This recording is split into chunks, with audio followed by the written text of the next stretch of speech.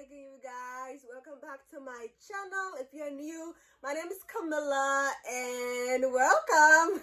In today's video, we're going to be talking about why Muslim men are allowed to marry non-Muslims and a Muslim woman cannot. So a lot of people, whenever they hear this, the first thing that comes to their mind is, that's not fair. Why can't men do it but women can't? And there's a reason why. And before I even get to the reason why, Muslim men can't just marry anybody. That's the thing people don't understand. It's not just any woman that they see, any woman that they like, any woman that, they're interested in. No, she has to be a woman of the book. That means a Christian or a Jewish woman. It has to be one or the other. Muslim, of course, that's highly recommended. And if not, if he happens to like another woman, she has to be either a Christian or a Jew, a woman of the book. And this is where it gets even more important and more interesting. Muslim men cannot just marry that woman because she says, I'm a Christian or I'm a Jew. No, she has to be practicing of her faith as well. She cannot be, like, oh yeah, I'm Christian, but I haven't been to church in like 9 years. No, that's not the type of woman God is talking about. God is talking about a true, practicing, faithful in her religion woman. And the children that come from this marriage are advised to follow Islam. A lot of women may not want their kids following Islam. Maybe they want them to follow the same faith that they follow. You know what I mean? Like, it's too much complications, too much trouble down the road. So a lot of scholars do not advise this because it can get messy. Now, for Muslim women, you cannot marry a non-Muslim because it don't make any sense. Men normally fulfill the dominant role and women fulfill the submissive role, and that's how it kind of plays out. And women are more prone to follow men. That's just how it is. I hate to say it, ladies, and I'm sorry. Some of you guys may think, no, that's not true. But yes, it is. Whether we like to admit it or not, that's just how things are, okay? Let's say you as a Muslim woman, you're a true believer. Let's consider you almost close to perfect. There's no such thing as a perfect Muslim, but let's say you're damn near perfect. Your faith is very strong. You pray 5 times a day. You give zakat, which is charity. You fast on the month of Ramadan. You make dhikr of Allah. You're very close to God. You do everything that God asks you of, plus more. But let's say your husband, on the other hand, he's not Muslim, so these rules don't apply to him. He don't need to do any of this.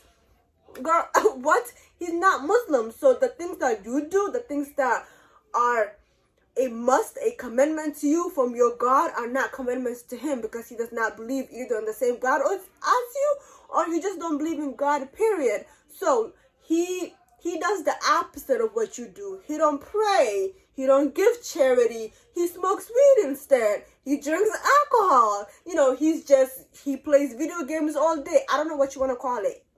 Complete opposite of you. In the beginning, obviously, maybe this won't bother you. You're fine with just praying by yourself. You're fine fasting the whole month of Ramadan by yourself while your man sits right there and eats in front of you. You're fine with doing these things. But sooner or later, he will drag you along with him. He will become the shaitan in your life because shaitan will probably use him to get you out of the religion. He's your husband. You're more prone to follow him. So sooner or later, you'll start leaving what you know and start leaning towards what he knows, because that's just how things are. Women are more prone to follow men once again. So maybe, let's say you're about to get ready to pray dhuhr. He's like, oh, babe, chill. You can pray that in like an hour or something. I want to do this instead. Let's do this, bro. Babe, you're always praying. Why do you need to pray 5 times a day? God heard you the first time, babe. Let's just do what we gotta do. Maybe I'm exaggerating, but that could be the reality. So things never go like this. You're on a perfect path and one day you just not. No, it starts with you on a perfect path you make a little wrong turn, you come back on it. Another wrong turn, you come back on it. You know, like bumps along the road. It starts with bumps along the road. So it starts with you delaying your prayers. You missed Dhuhr today. Okay, inshallah, I'll do it tomorrow. Tomorrow comes. He's like, nah, bro, I want to cuddle some more. Don't pray Fajr. Just pray Dhuhr. It's the same thing, babe. Come on. Like, you know, let's not do this.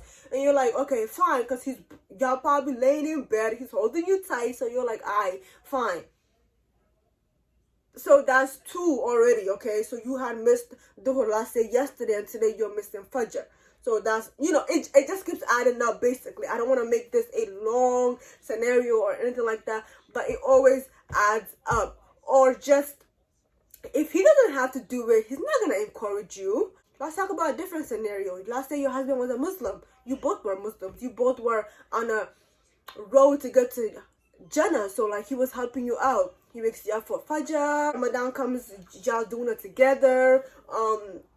It's time to give zakat. He's giving his half, you're giving your half.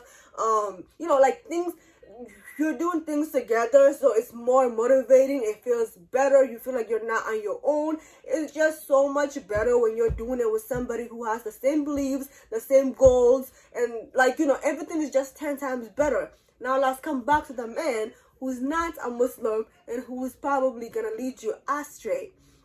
So what was I even saying? I lost my train of thought, you guys. I feel like I'm talking so much, I'm not even breathing. But so it's like when you're not married to somebody who's not a Muslim, he will drag you down. Of course, you can say, oh, the same thing can be applied to a Muslim man. No, it cannot. Because like I said, men are prone to lead, women are prone to follow. If a Muslim man marries a non-Muslim woman, there's a chance that he can get her to convert to Islam. When a Muslim woman marries a non-Muslim man, there's a high chance that he can get her to leave Islam.